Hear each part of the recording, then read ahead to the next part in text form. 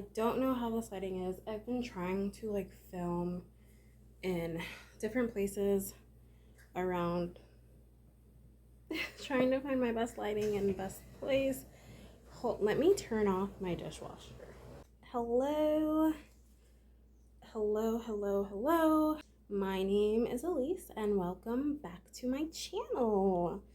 So you guys, this reading vlog, we're going to be doing a are these a new favorite author kind of vlog.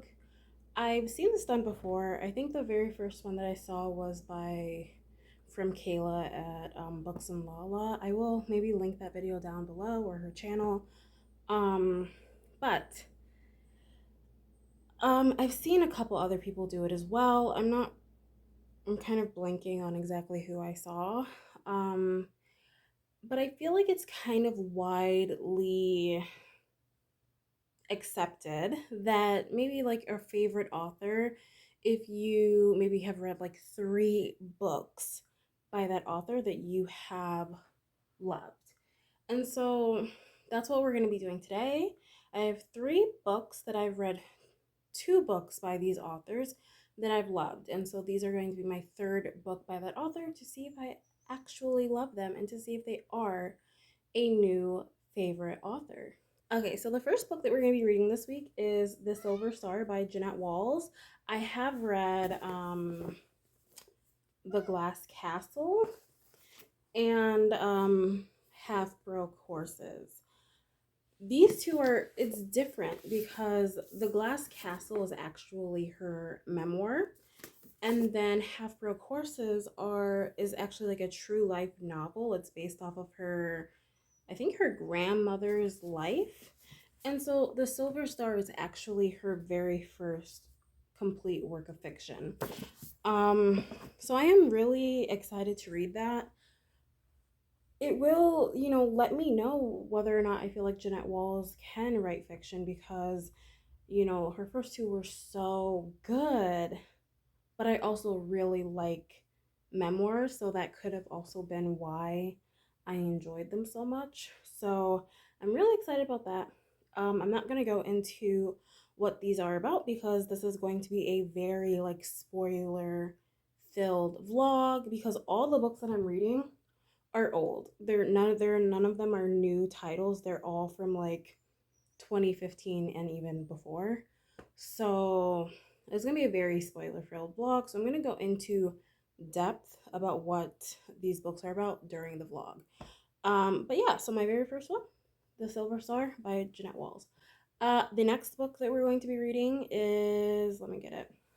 Okay, we're gonna be reading The Humans by Matt Haig, and I have read The Midnight Library, and also, or no, oh my god, no.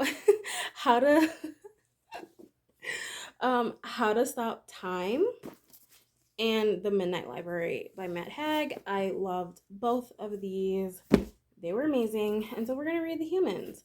I'm not really for sure what this is about. Like I said, I'll go more into it. I really do want to know if Matt Haig is going to be a favorite author. In fact, you know what? Actually, I'm totally lying. I just thought about this. I have read a middle grade by Matt Haig before. I read it with my son. It was A Boy Called Christmas. I'm not including that. That was something completely different. It was a nice little read, but it was a middle grade. It's not something that I would read on my own, really. So, this is like gonna be my first, I guess, like adult novel by him. Or my third adult novel by him. Um, I'm excited. Matt Haig does have like a pretty long backlist. I do have another one, I think The Dead Fathers Club, that I own. So if I love this one, he will officially be like a new favorite author, and I will read that one. Okay, so lastly, we're going to read The Nightingale by Kristen Hanna. The ones that I've read, I read The Four Winds, loved it, tabbed it up. And I also read The Great Alone, which I also really loved. I'm really excited for this one because The Nightingale is actually her most popular and most highly rated book on Goodreads. So I'm super excited for that one. I heard it's a tearjerker. I am fully prepared to cry. I am super excited for all of these books, and I will see you guys in the next clip, which should be me reading this one. Hey guys, how's it going? Welcome to my setup here. Don't mind this thing. It's like, I don't know, slightly breaking. Welcome to my kitchen. You're in my cabinet. I feel like people can do this way better than me. I'm not that tall, so we're struggling. We're gonna do an update while I make my coffee because this is all the time that I have this morning to do this. I've been reading The Silver Star by Jeanette Walls. I am currently about 70% of the way through. I don't know what page I'm on because I'm listening to it. About 70% of the way through. Hold on while I get started on my coffee. So I'm like 70% of the way through. Y'all, my kitchen is a mess. I was not feeling good last night, and so I never had a chance to like clean it last night. So I gotta clean it this morning after I have my coffee. It's a struggle. It's a struggle. This is life with 3 kids. It's constantly a struggle. I'm drinking, if you're curious, I'm drinking just like, I drink decaf. I get headaches, so I drink decaf. But despite that, I still like to start my morning with coffee, so it's not to wake me up. It's really not. It's just out of habit at this point. I'm reading The Silver Star, and so just a quick synopsis of kind of what The Silver Star is about. So The Silver Star is about 2 sisters who live with their mom. I think we have Bean, and we have Liz. Bean is 12, Liz is, I think, 15. So they live with their mom in California, and basically the story is about one day their mom just like ups and leaves them. Honestly, just ups and leaves them with $200, and she's just like, hey, this will get you some chicken pot pies to last you until I get back. Which it doesn't. She's gone for like weeks. My coffee pot is so loud. Sorry.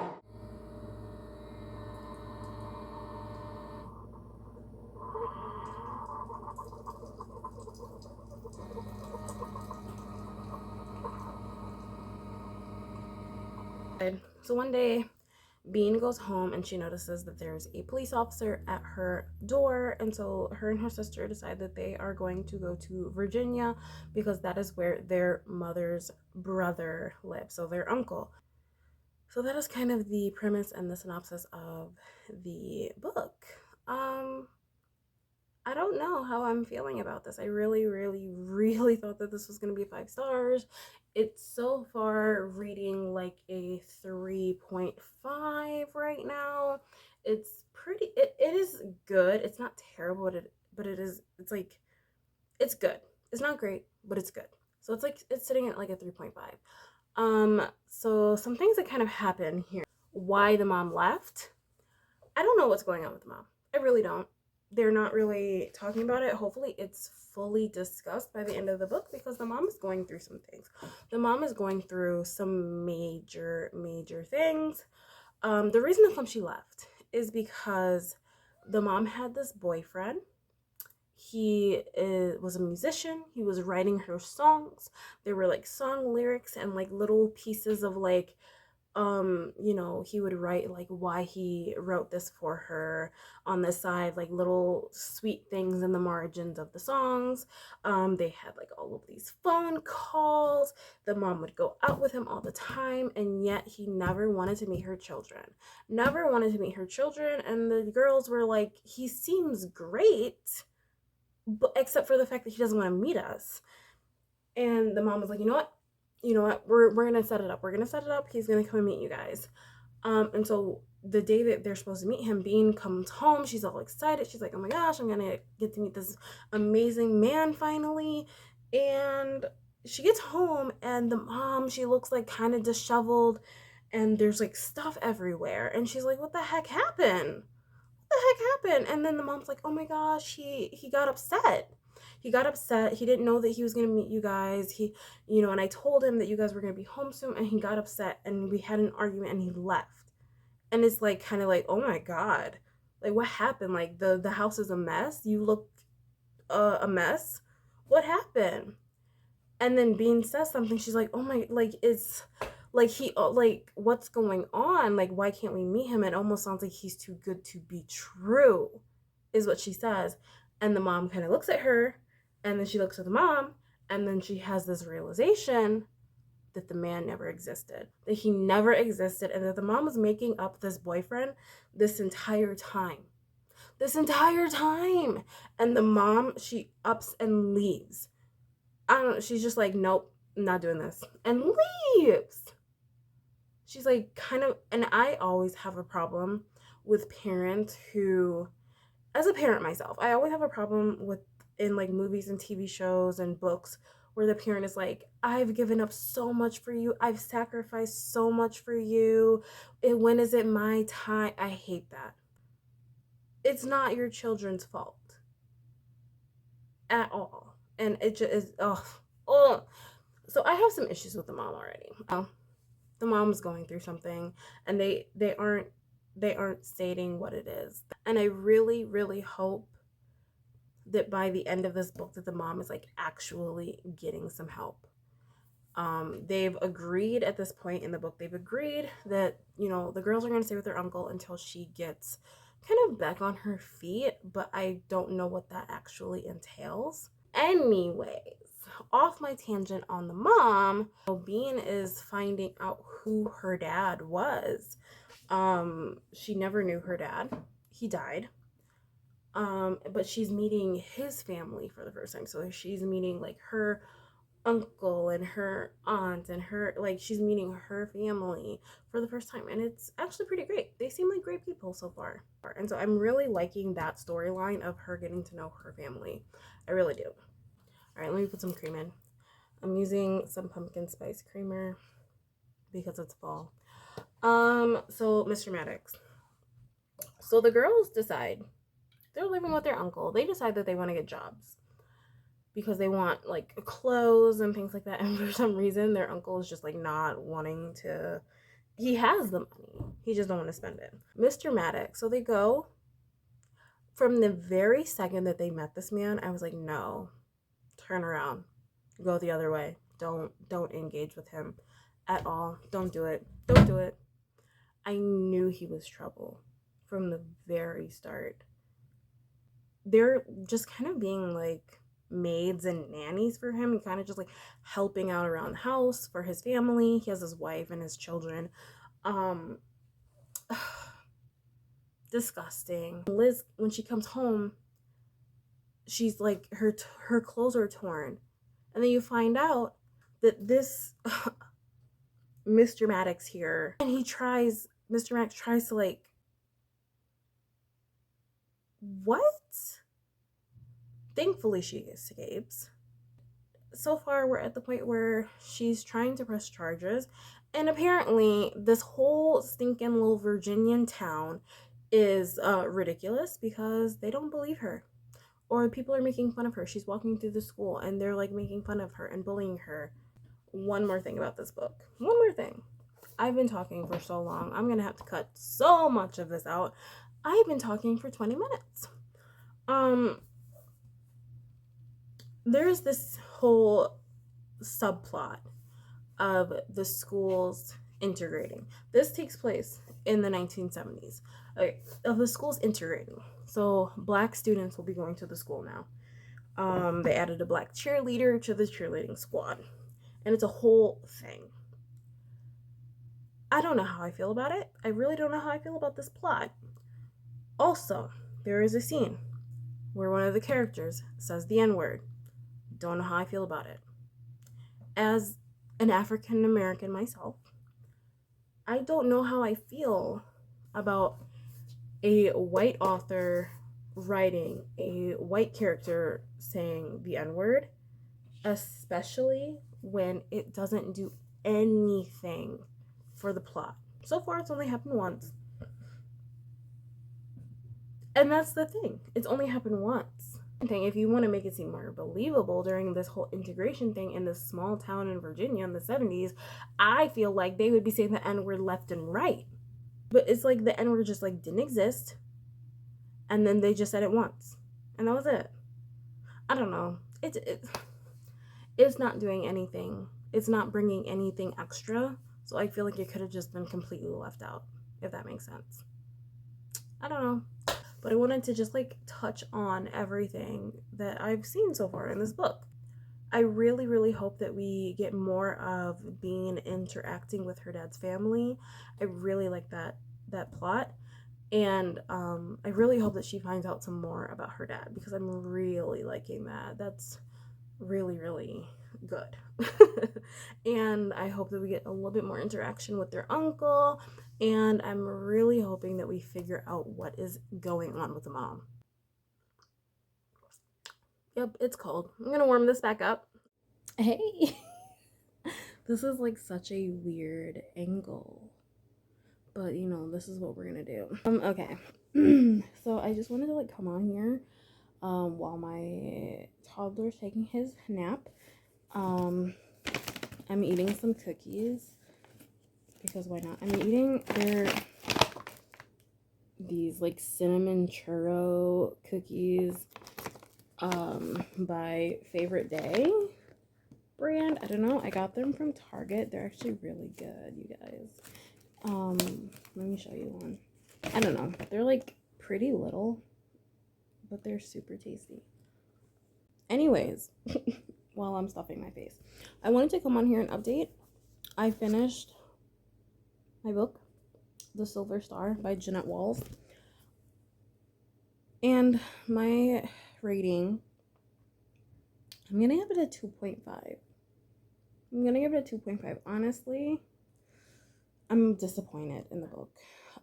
So from the last time I talked to you, where it went was we had the trial for what happened to the sister Liz and Mr. Maddox, I don't know. So we had the trial. Him and his lawyer were like sleazeballs and completely like, you know, blamed the girls and said that they made up the whole story. The mom was there. She came back from New York.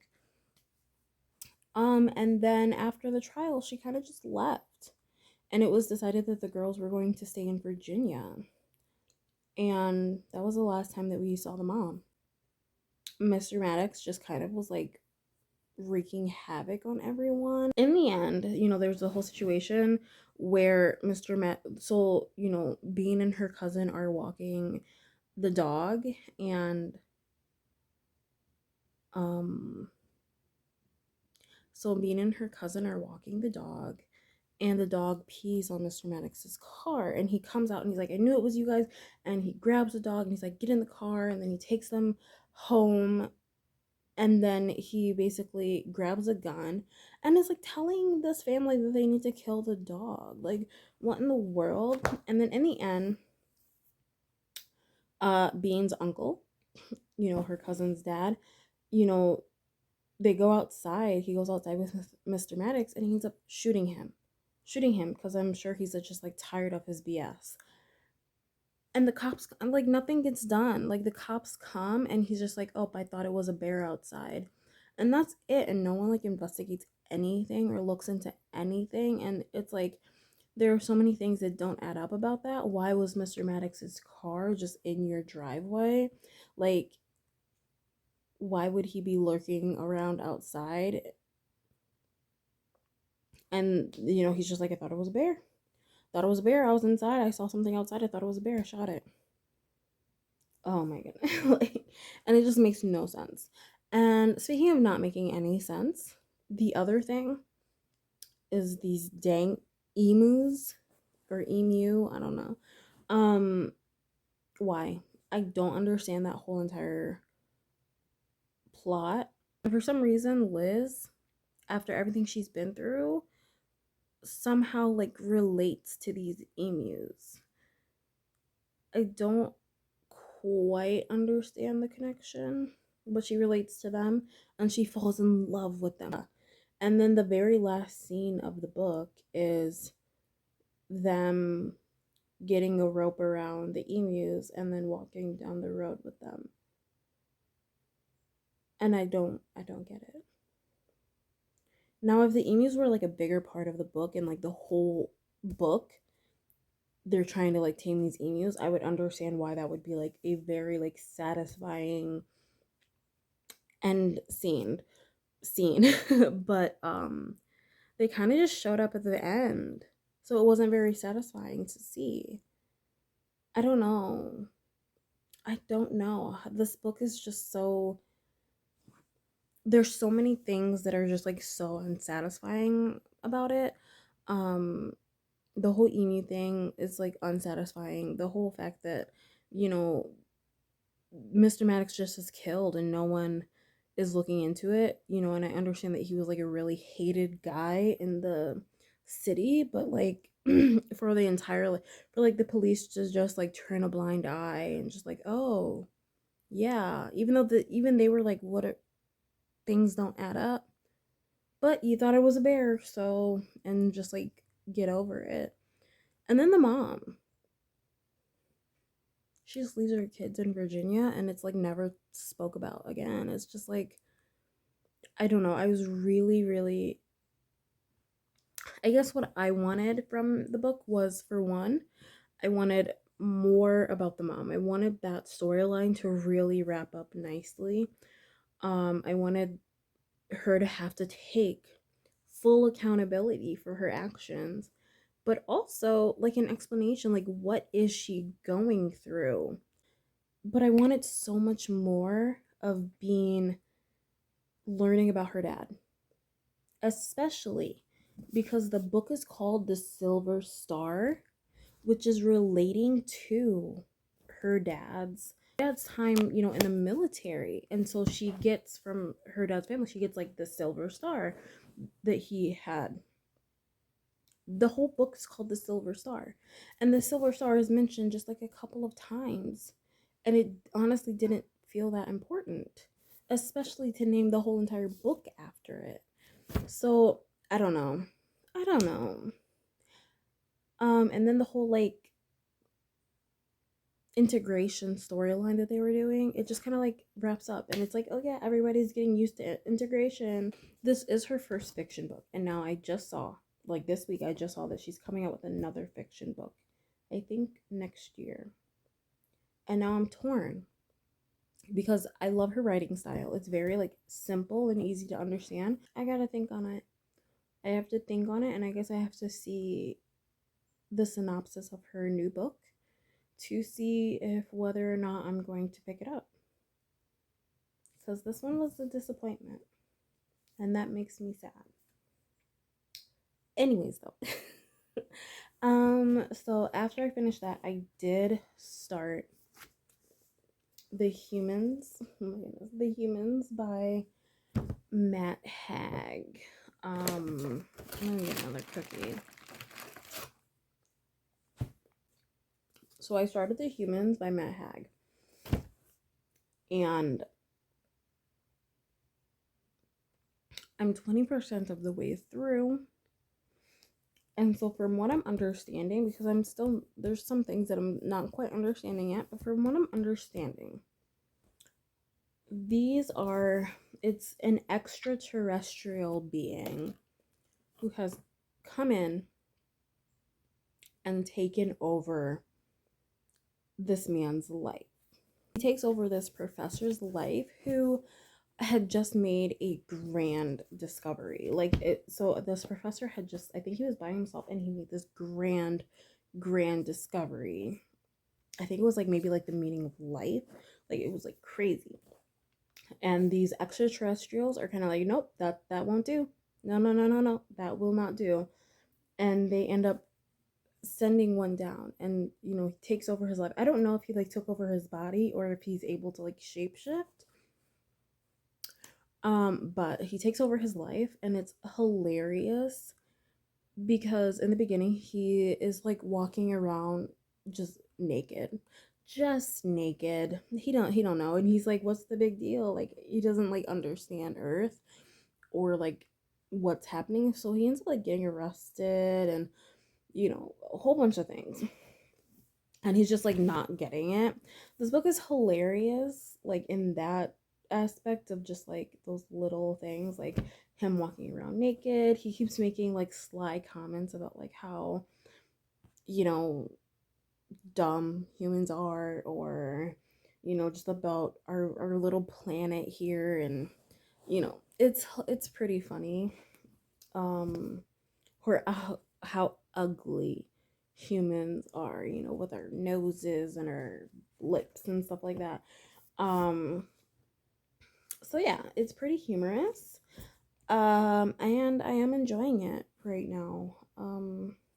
I can't wait to kind of get more into the story, because there have been a couple comments or a couple lines in the book where I was like, wait, what? Like, there's something going on with the professor and his marriage that I really want to know more about. And then there's a potential, I don't know if he's having an affair, but I feel like something was mentioned that I would like to know more about. I'm interested. Um, and I'm really interested to figure out the dog. I think the dog has been met, he's met the dog. But I really hope that he like befriends the dog, because I think that would be the cutest thing ever. I'm very excited, and I feel like, Matt Haig has a tendency to really get like more like philosophical, or like his books really have like a lot of meaning to them. Um, and so I'm excited to see kind of what this one is. Um, yeah, I think that's everything. I might check in one more time before I finish, or you might see me just at the end of the book. But for now, I'm gonna go. I'm gonna eat some more cookies. And I'm just gonna probably watch some TV, because my toddler's taking a nap, and so I'm going to do some relaxation. All right, you guys, I'll talk to you later. So, you guys are making coffee with me again today. My coffee. I have not read any more of my book, but I just wanted to come in and chat and check in since it's a vlog. I'm making my coffee. I have some pumpkin spice creamer. And I'm also gonna make breakfast. I'm just gonna have some cereal. My favorite one right now is the honey bunches of oats almonds. It's really good. So I'm gonna have that for breakfast. But yeah, I haven't read anymore. Like, I've been in a huge reading slump. But I'm gonna try to get some more done today. I'm gonna try to finish it. I have 4 hours left on my audiobook, and I listened to it like 2 times speed, so I should be able to finish in like 2 hours. But that's if I actually do it. I think I'm gonna watch a little bit of TV first. I've been watching Hawkeye on Disney Plus, catching up on the Marvel Universe before the new Black Panther movie comes out. So that's what I've been doing with my time. I've been watching movies and watching Marvel shows. But we're gonna try to finish this book today. Next time you see me, seriously, next time you see me, it should be me finishing this book. And if not, I don't know what's wrong with me. But I'm gonna eat some breakfast. I'm gonna make my cereal, and I'm gonna watch Hawkeye. And yeah, I'm only up 2 more episodes. I'm excited. God, what do you have? No, put that down.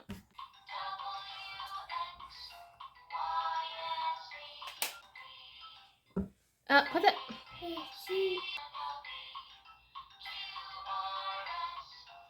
As you can hear, I have my little one in the background, so you're gonna hear a lot of noise. But I wanted to get on here and give an give an update as to how my reading has been going. So I did finish The Humans by Matt Haig. I don't know how to say his last name, I guess. I enjoyed it. I'm gonna give this like a 4. Maybe a 3.75. Ooh. Don't mind how I'm looking because I know it's bad. Also, my dishwasher is going. Yeah, I'm just gonna leave it going. I'm gonna turn it off. Don't mind my appearance. I'm sorry, but this is just how I'm looking right now. So we're just gonna have to deal with it. Last time you saw me, I was trying to update you. But I had my toddler running around here and it just didn't work. So here we are a couple days later. As I said before, I did finish reading The Humans. I really did enjoy it. It was very good. So from my last update, things that kind of happened, you're really finding out that this like extraterrestrial being was sent here to take over the professor's life because the professor made this like grand discovery that just can't get out. It can't get out that he found this information out. You know, anything, we got to find out if he emailed anyone, if he told anyone. Those people have to be killed. His family possibly has to be killed. And that's what this extraterrestrial person came to do, took over his life, to find out any information, to see if anyone was told this discovery. And during this process, he really starts to understand humans a little bit more. You know, he came here with all of these assumptions like humans are violent, they're dumb, they're ugly, all of these things. And while he's here, especially with the professor's family, he starts to see how caring and kind humans can be. He starts to understand, like, you know, love is something that his kind don't have love. His kind don't have, you know, families. And he's starting to understand that and like see that and feel that. And by the end of this book, he ultimately, you know, makes the decision to stay human. He doesn't want to go and go back. He wants to stay on Earth. He wants to be fully human. He understands that means that he won't have like any powers or anything like that. He understands that, like, you know, humans die, and you know, but that's part of what makes the experience is that it's not everlasting, and that you have to live in the moment, and that you have to enjoy, you know, life while you can. And so he's like understanding that. He has fallen in love with the professor's wife. He's really starting to care for and love the professor's son, honestly, more than the professor actually did. I keep saying the professor because I totally forgot his name already. But more than the professor did, because you find out that the professor was having an affair with one of his students. Ultimately, then him and the wife kind of separate, you know, and he really wanted to stay on Earth because he kind of fell in love with her. And then, you know, she finds all of this information out, and then they end up separating, you know, by the end of the book. But also, you know, the relationship with his son strengthened so much because you find out that the professor, like his real dad, really didn't care that much, didn't try to connect with him on anything. And then here you have this like extraterrestrial trying to be a great dad, thinking that the professor's like this great dad. Oh my god. Trying to be a great dad, thinking that the professor has been this great dad, and come to find out like that he hasn't been. And so like, you know, they're really connecting because, you know, he's starting to show that he cares about him.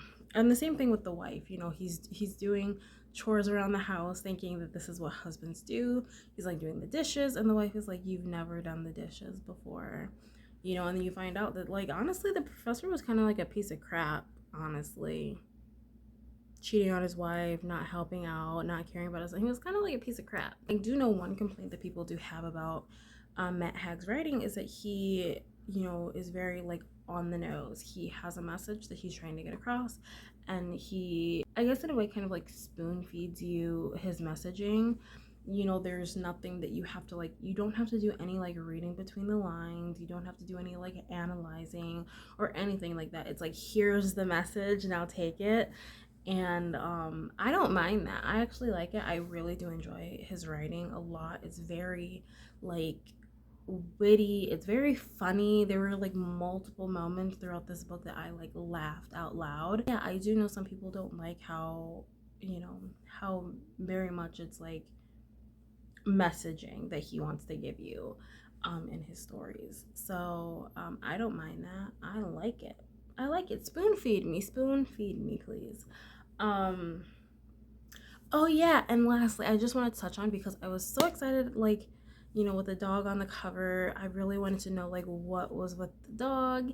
Yeah, so basically, you know, when the extraterrestrial disguised as the professor, you know, shows up to the house, the dog is very like, I know you're not him. I know you're not him. Um, but then slowly but surely they kind of start to form this like little friendship together, you know, where they kind of just like have an understanding of each other. Um, and it's before, you know, before he starts to really feel for the humans, he kind of ultimately feels for the dog first. And they connect because the dog was in a lot of pain. And I don't know if the humans around him actually noticed how much pain the dog was in, like, you know, achy joints and stuff like that. And the, you know, extraterrestrial with his powers healed him and made him feel better. And that's kind of how they formed their little friendship. And yeah, it was kind of cute. It was cute, you know, all the little scenes of him and the dog just like hanging out at the house, listening to music and stuff like that. Like everything he was doing, it was like the dog was like right there. So yeah, it was cute. I think that was his first friend on Earth, and then he kind of started to feel for the humans. But yeah, like I said, I really did enjoy this one. It was good. I will for sure continue with Matt Haig's fiction books at least. I don't know if I'm gonna get into his nonfiction books. They kind of seem like self-helpy, and I'm not really a self-help kind of person. But I do like his fiction work. We're gonna talk about the next book that I'm reading, which is The Nightingale by Kristin Hannah. And I don't even know how far I am. I think I'm like 25% of the way through. The audiobook is long. The audiobook is like 17 hours long. I'm like 25% of the way through. I'm really enjoying it. Kristin Hannah is a like fabulous writer. She's an amazing writer. The beginning of this book really reminded me of like the Titanic, because it's like an older woman talking about, like, it's like an older woman and then it like flashes back into the past. And so for some reason I just like pictured the Titanic woman in the beginning of the movie. You are following two sisters, Vienne and Isabel, and they are living in France, and you are following them during World War II, where Hitler is starting to invade France. Yeah, it's good. You have Vienne, who is married and she has a child, and she's kind of like living this like married life, and then ultimately her husband has to go serve in the military, because you know, France is going to war.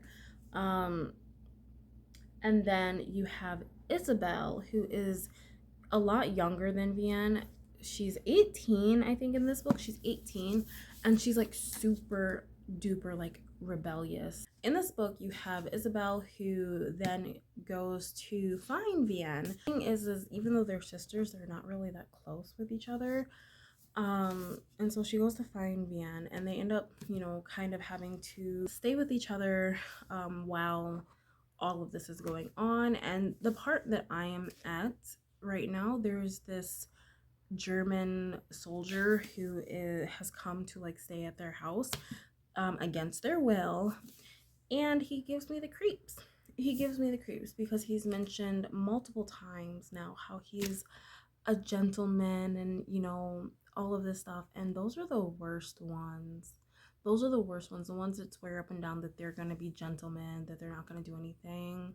Those are the worst ones. And like my heart, like reading this, you know, this house, this home with these two women and this little daughter alone with this soldier is giving me like a panic right now. So I don't know, I'm really enjoying it. Like I said, Kristen Hanna's writing is amazing, and I'm hoping to finish this by tomorrow. We'll see. But yeah, hopefully next time I get on here updating you, I don't look like this, because it's a problem.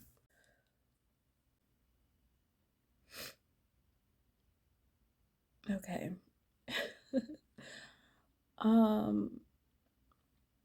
Ooh, I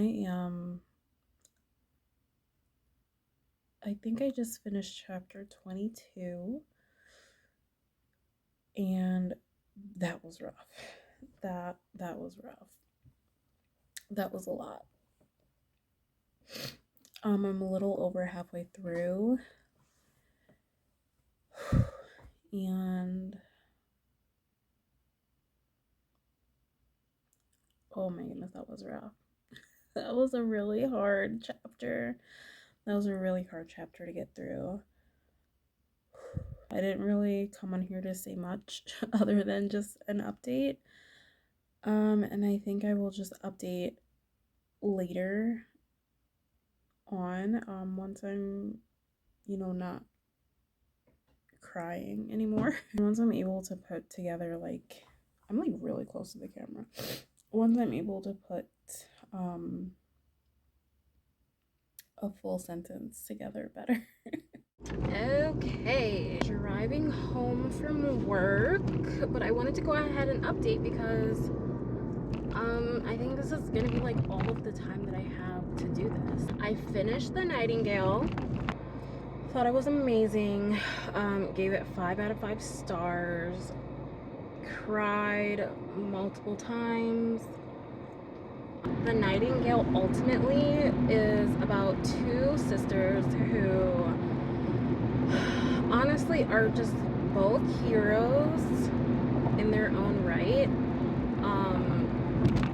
You have Vienne, who, you know, is living in France, and she's taking care of her daughter and just doing the best that she can while her husband is away as like a prisoner of war, you know, doing the best that she can. And ultimately she ends up having to take in her best friend's child because her best friend is taken away because she is Jewish, and, you know, does her best to take care of him. And they end up, she, you know, gets some papers forged to change his name to protect him, and, you know, ultimately then tries to save another child and ends up saving multiple, you know, Jewish children from being taken by, you know, forging paperwork on them, changing their names. And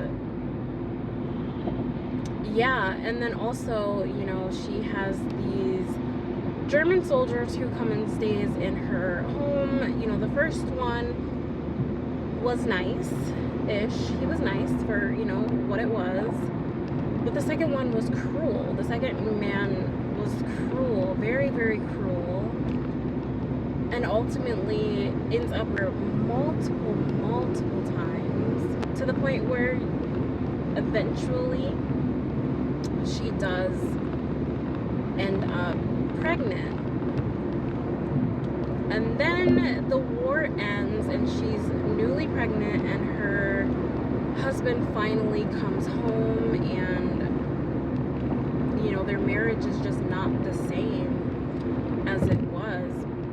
You know, the war had changed both of them,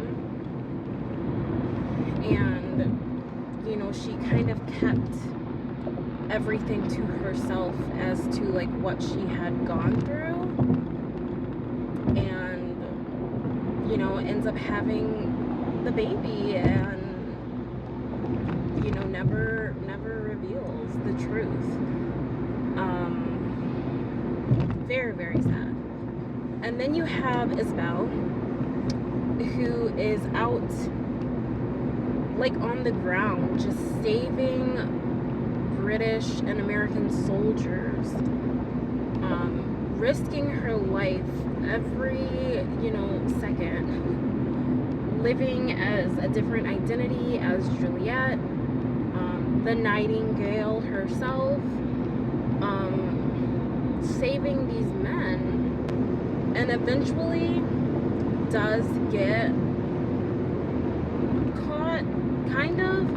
She gets caught, but not because they think that she's the Nightingale, but because they think that she is working with the Nightingale. And then Isabel is thrown into a concentration camp as a prisoner, and you know, has to try to survive. And so she is there for a little bit, and you know, the war is coming to an end, and Isabel is starting to feel really sick. And so when the war is over and she eventually gets back to her family, she's very, very sick. Very, very sick. And Vienne tries to take care of her, but Isabel ultimately, in the end, dies. But dies in the arms of the man that she loves. That they never had a chance to be together during the whole story, because of the war. And I don't know, it's just a beautiful story. And then you're dealing with the timeline that takes place in 1995. The older woman, she is invited back. She is invited to France, and she's with her son, and her son has no idea, you know, anything that happened in France, really. So she's invited to France because they're celebrating the Nightingale. And, you know, this whole time you're kind of like, you kind of think you know who the woman is, and, you know, I had a few ideas, and it ultimately was one of them. It was Vienne, and her son really doesn't know anything of her life story or what happened in France. And, you know, so she goes to run away to France, to go to this celebration, and her son catches up with her, and he goes with her, and you know, they get there, and she, you know, says her little speech, and her son is just like shocked, and you know, because he had no clue of anything his aunt, his mom, what she did. And you know, ultimately too, you know, upon that you kind of realize that her son, her loving son, this is the child that she had from from the German soldier. And she never tells him. She tells him of, you know, what happened, but she never tells him that. And it's just a lot. It's just a lot. Some of the most heartbreaking scenes, the ones that I bawled my eyes out to, is her basically kind of like adopted son, her best friend's son that she takes in, you know, and she raises him as her own until the war is over. And so he's, you know, a few years old, and he views her as his mother because he doesn't really remember his real mom because he was too young when she was taken away. And once the war is over, you know, they find out that his mom was killed, his father was killed, but he has relatives in America who would like to have him and take care of him. And there is just this heartbreaking scene that, like, literally shred me to pieces of him being taken away from their family. And it just broke my heart. I just could not even, I don't know, it was a lot. It was too much. And then later on, you know, when she's in France in the 1995 storyline, you know, there's this scene where this man comes up to her and she looks in his eyes and she almost falls over because it is him, you know, and they're being reunited after all of these years. After what, like 50 years? Like, oh my, like, honestly, like, I'm getting teary-eyed just thinking about it. Like, after 50 years being reunited and him basically saying, you know, as much as they wanted him to forget about her, that he never did. He never could forget their family. I will say, even though I'm giving it a 5-star, I do feel like the ending was, like, really rushed. You know, we spent so much time, like, during the war, and I don't know, maybe the actual war, like, when it was coming to an end, it was, like, really rushed, and so maybe that's why it was like that. But, like, as the war was coming to an end, it just felt so rushed. It just was, like, rushing through, you know, everything. So that would be my only critique. But honestly, I was, like, so invested in everything at this point that, oh my god, I was so invested in everything at this point that it didn't really faze me. So yeah, 5 out of 5 stars for sure. So I just wanted to get on here and do my wrap up of this video. Final thoughts. The Silver Star by Jeanette Walls. I do not think that Jeanette Walls is going to be a new favorite author, and it may just be a case of I love memoirs, and so I loved her memoir. I don't think I'm going to be picking up anything from her, like any of her fiction, any further. I gave this like a 2.5 or 2. The Humans by Matt Haig, I gave this a 4. I really enjoyed it.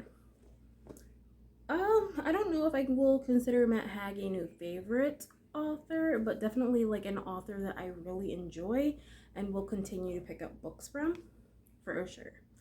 I really enjoyed this so far. Matt Haig, all of his books have been 5 or 4 stars for me, So I'm gonna continue to keep picking up his books, and yeah.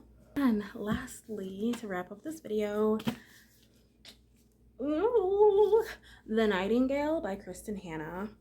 Kristen Hanna 1000% is one of my favorite authors. This is my third 5-star from her. So far, all of her stories have such like good storytelling, and yeah, I really enjoy it. I can't wait to keep picking up more from her. I am a little bit nervous because the 3 that I have read have been her 3 latest books, and sometimes, you know, when you start going into like the back list, into the stuff of like from the early 2000s or even the 90s, sometimes you can really tell the difference. I'm hoping that they're all still really good, but yeah, I will say that she is a new favorite author, and anything that she comes out with further, it will be 100% an auto buy for me. But yeah, that is the end of this video. It was really long. It was very long. Hopefully I can edit this all down. I think all of my footage, I have like over an hour and a half of footage. So hopefully we can edit it down to not be so long. If you like this video, go ahead and give it a thumbs up and leave a comment down below. Leave like a bird emoji for The Nightingale. Leave a bird emoji down there if you made it to the end. If you want to see further videos from me, go ahead and subscribe. And I will see you guys in my next video.